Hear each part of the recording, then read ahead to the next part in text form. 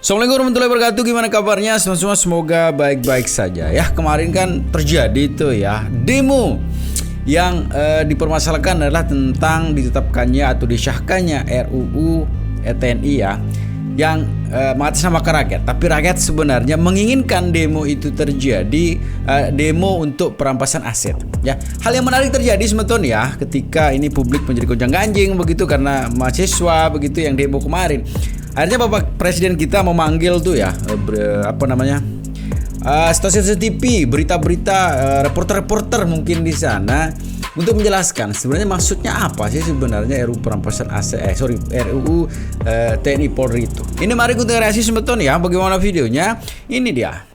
Senang bisa dapat kesempatan untuk berbincang bersama dengan teman-teman yang lain. Seperti tadi Mbak Eno bilang, memang pertanyaannya tidak ada, bahkan kita saling tidak tahu akan menanyakan apa. Iya, betul. Yang tadi diatur oleh moderator dari TVRI adalah sebetulnya hanya boleh sekali tanya, sekali follow up questions. Tetapi dalam belakang jadi santai banget. Ya, dan dalam konteks saya ketika bertanya RUU Polri begitu ya. Ada yang belum tuntas memang. Ada yang belum tuntas, ada yang belum jawab, sehingga kemudian memang harus ada follow up-nya harus lebih dari itu. Jadi tadi kan sempat debat juga dengan saya soal RUU TNI ya, ketika Presiden mengatakan, Mbak Uni, coba lihat itu, tanya ke masyarakat, itu kan image-nya TNI di masyarakat itu kan baik gitu.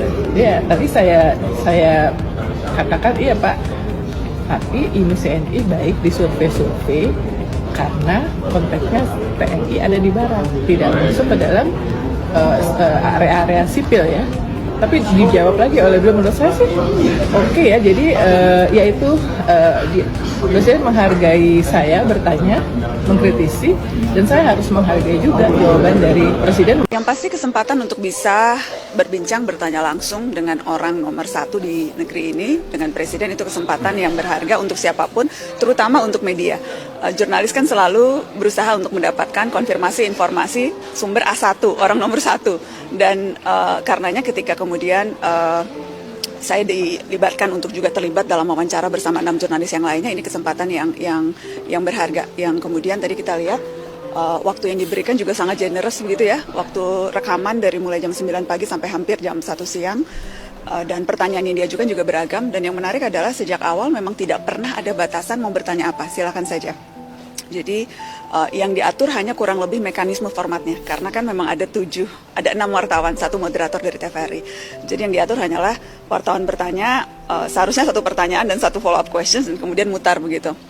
Tapi kemudian dalam perkembangannya kita juga lihat Pak Presiden tidak keberatan ketika kita juga mengajukan pertanyaan-pertanyaan follow up yang lain. Seperti ketika misalnya saya bertanya soal RUU Polri, walaupun moderator kerap berusaha memotong begitu ya, tapi kemudian Pak Prabowo malah justru tidak apa-apa, silakan bertanya saja. Karena memang saya merasa sayang kesempatannya ketika kita mengkonfirmasi isu yang penting dan tidak mendapat jawaban tuntas, padahal yang kita tanyakan langsung orang nomor 1 di negeri ini. Jadi itu yang membuat saya kemudian juga merasa bisa bertanya follow up questions yang lebih mendalam. Tapi sebagai awal, saya rasa ini mudah-mudahan bisa jadi tradisi yang diteruskan, membuka kesempatan kepada media untuk bertemu dan bertanya langsung. Tadi itu pertanyaannya disampaikan lebih dulu atau spontan? Sama sekali tidak ada pertanyaan jadi Pak Prabowo tidak tahu, kemudian Mas Angga Wamen Komdiji yang memang mengatur wawancara ini juga kita tidak beritahu, bahkan sesama kami jurnalis pun tidak tahu yang lain akan bertanya apa begitu. Jadi kalau saya sendiri sudah menyiapkan sejumlah pertanyaan, Mbak Uni juga tadi menyiapkan sejumlah pertanyaan. Jadi kalau memang sudah ditanyakan oleh teman kita yang lain, maka kita akan bertanya topik yang berbeda. Karena kalau tadi dilihat kan dari awal tuh pertanyaannya berbeda-beda begitu. Karena ya memang di awal kesepakatan antar jurnalis adalah ya kalau sudah ditanyakan, ya mari move on ke pertanyaan yang lain. Karena kan ada begitu banyak isu nih di negeri ini, dan kesempatan untuk bertanya juga kesempatan yang tidak sering-sering banget begitu. Jadi ya sebisa mungkin diversifikasi pertanyaan, dan rasanya itu yang memang terjadi pada saat tadi kita wawancara Pak Presiden. Pertanyaannya beragam, dari mulai demonstrasi undang-undang TNI, kemudian bagaimana proses partisipasi publik yang minim di proses legislasi, RUU Polri, bagaimana melihat Polri, kemudian juga tadi soal ekonomi, soal Presiden Trump dan tarif. Jadi cukup bervariasi menurut saya. Beliau cukup santai dan saya santai itu nggak meminta pertanyaan duluan, nggak membatasi topik, kita bebas nanya apapun gitu. Dan saya rasa sih ini mungkin juga sharing yang bagus untuk publik kita. Kira-kira mungkin yang tempoh hari bertanya-tanya ya, kira-kira ngapain sih tempat yang ke Hambalang gitu kan. Nah mungkin ini bisa menjelaskan sedikit gitu ya. Senang bisa dapat kesempatan untuk berbincang bersama dengan teman-teman yang lain. Seperti tadi Mbak Eno bilang, memang pertanyaannya tidak ada, bahkan kita saling tidak tahu akan menanyakan apa. Iya betul. Tadi kan sempat debat juga dengan saya soal RUU TNI ya, ketika Presiden mengatakan, Mbak Uni, coba lihat itu, tanya ke masyarakat. Itu kan image-nya TNI di masyarakat itu kan baik gitu. Ya tadi saya katakan iya Pak, tapi image TNI baik di survei-survei karena konteksnya TNI ada di barat, tidak masuk ke dalam area-area sipil ya. Tapi dijawab lagi oleh beliau, menurut saya sih oke ya. Jadi yaitu Presiden menghargai saya bertanya, mengkritisi, dan saya harus menghargai juga jawaban dari Presiden meskipun tidak memuaskan buat saya. Ya mungkin karena waktunya terlalu pendek ya, karena kalau berbicara mengenai negara bersama presiden ya butuh waktu yang panjang begitu ya. Karena ini penting untuk bagaimana sih menstabilkan kondisi sekarang ya. Tapi intinya sebetulnya ya para jurnalis ini kan sebenarnya pemegang juga begitu ya, pemegang sebenarnya dalam arti bahwa bagaimana situasi kondisi di luar sana tergantung nanti para teman-teman jurnalis ini yang mengekspos begitu ya. Tapi langkah yang dilakukan oleh Bapak Prabowo sekarang ini menurut saya pribadi bagus ya, ketika memang memanggil para jurnalis ini, dan jurnalis yang hadir di situ orang senior, orang yang luar biasa, ada sepak terjang di dunia pertelevisian udah luar biasa begitu. Tapi poinnya adalah sebetulnya bahwa maksud sebenarnya diadakan RUU dan sebagainya ini adalah ini begitu ya, disampaikan oleh Bapak Presiden kita. Dan bagaimana sih sebenarnya maksud dan tujuan disahkannya RUU TNI ini sebetulnya ya, ini penjelasan dari Bapak Presiden. Ini dia. TNI dipercepat.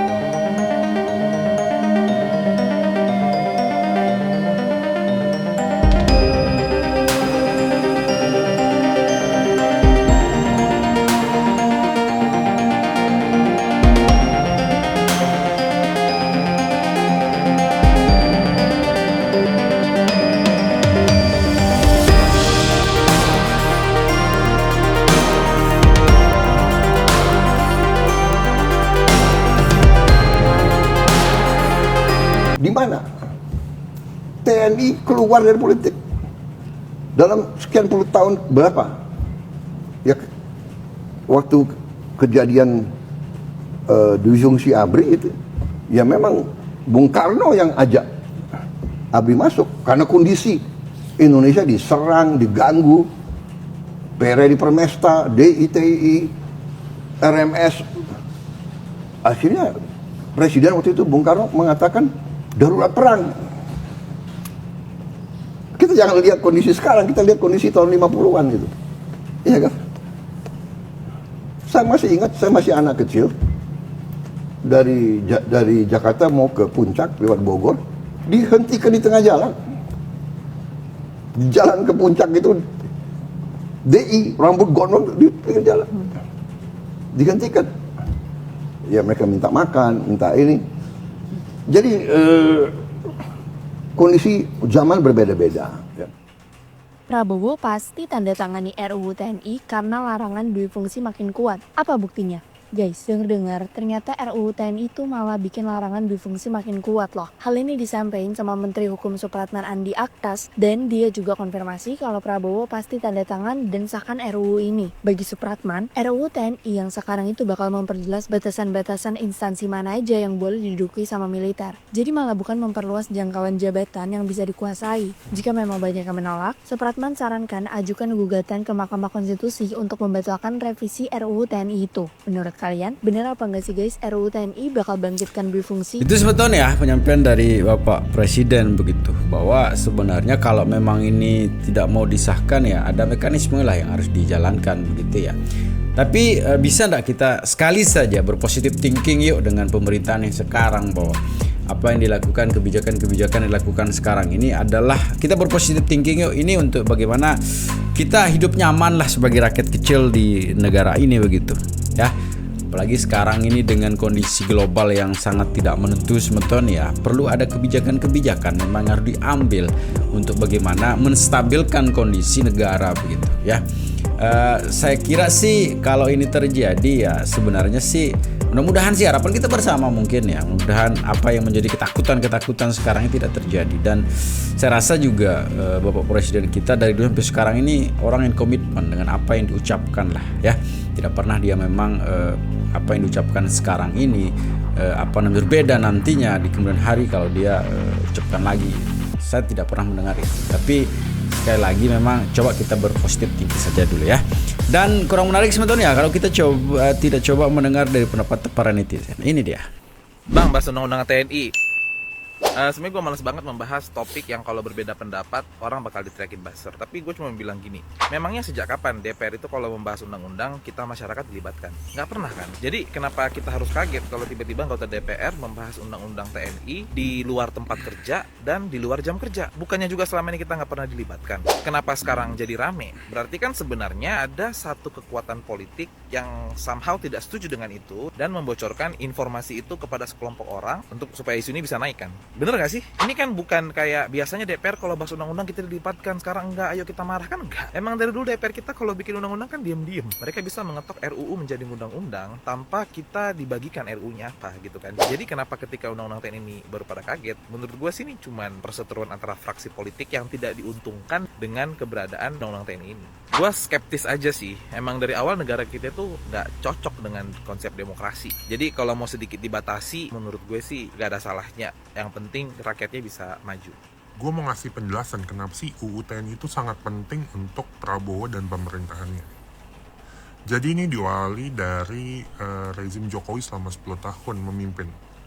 Kalau diperhatikan, Jokowi itu karena memang bukan ketua umum partai dalam 10 tahun memimpin, Jokowi harus membentuk kekuatannya sendiri untuk mengamankan pemerintahannya.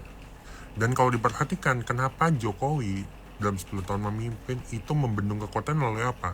Melalui kepolisian. Cara membentuk kekuatannya pasti ya, Kapolri itu adalah orang-orang Jokowi dan pimpinan Polri juga. Selanjutnya juga berbagai institusi penting atau bahkan di komisaris BUMN juga banyak diisi oleh polisi juga. Karena menurut gue ini cara yang sangat wajar yaitu untuk membendung kekuatannya sendiri yang dilakukan oleh Jokowi. Nah Prabowo, kalau kalian perhatikan, Prabowo itu tipe yang pengen semuanya itu balance. Karena balance of power ini sangat penting bagi Prabowo. Kenapa? Karena ketika politik itu stabil, maka Prabowo bisa fokus ke dalam pertumbuhan ekonomi. Kenapa UU TNI jadi penting? Karena dengan memperkuat TNI juga akan ada keseimbangan antara polisi dan TNI. Jadi tidak ada salah satu utuh yang dominan. Jadi menurut gue secara politik, apa yang dilakukan Prabowo dalam mengesahkan UU TNI adalah tindakan yang sangat tepat dan memang harus dilakukan. Agar apa? Agar balance of power itu terjadi. Ya itu ya, semua orang memang mempunyai persepsi yang berbeda-beda ya.